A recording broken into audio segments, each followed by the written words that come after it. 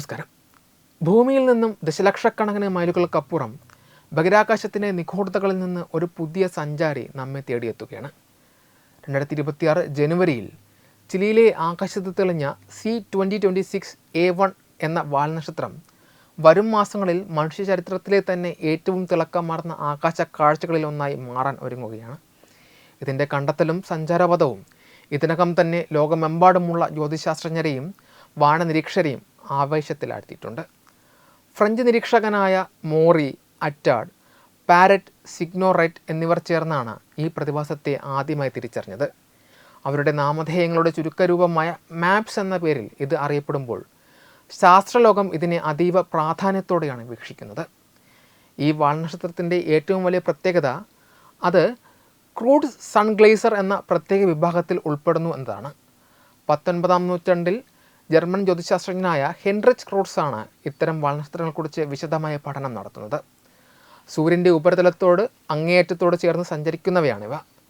ശാസ്ത്രീയ നിഗമനങ്ങൾ പ്രകാരം BC 3-ാം നൂറ്റാണ്ടിൽ സൂര്യനോട് ഏറ്റവും അടുത്ത് വന്നപ്പോൾ തകർന്നു പോയ 100 കിലോമീറ്ററിലധികം വലിപ്പമുള്ള ഒരു ഭീമൻ വാൽനക്ഷത്രത്തിൻ്റെ അവശിഷ്ടങ്ങളാണ് ഇന്നത്തെ സൺഗ്രേസർ വാൽനക്ഷത്രങ്ങൾ.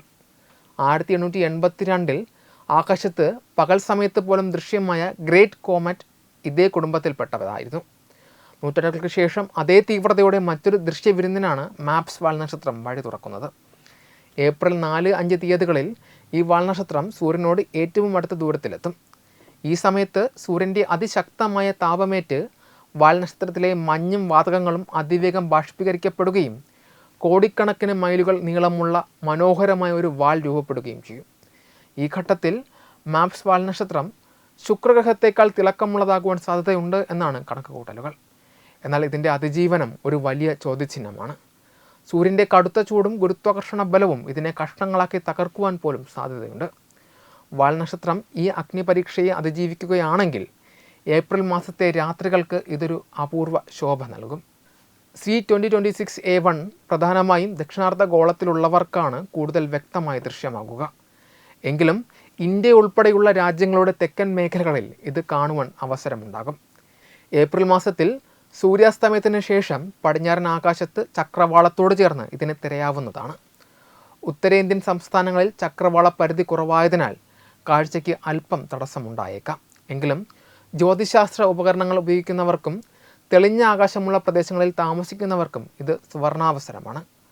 സൗരയൂഥത്തിൻ്റെ ഉത്ഭവത്തെക്കുറിച്ചും അതിലെ ദ്രവ്യത്തെക്കുറിച്ചും പഠിക്കുവാൻ വാൽനക്ഷത്രങ്ങൾ എന്നും ശാസ്ത്രജ്ഞരെ സഹായിച്ചിട്ടുണ്ട്.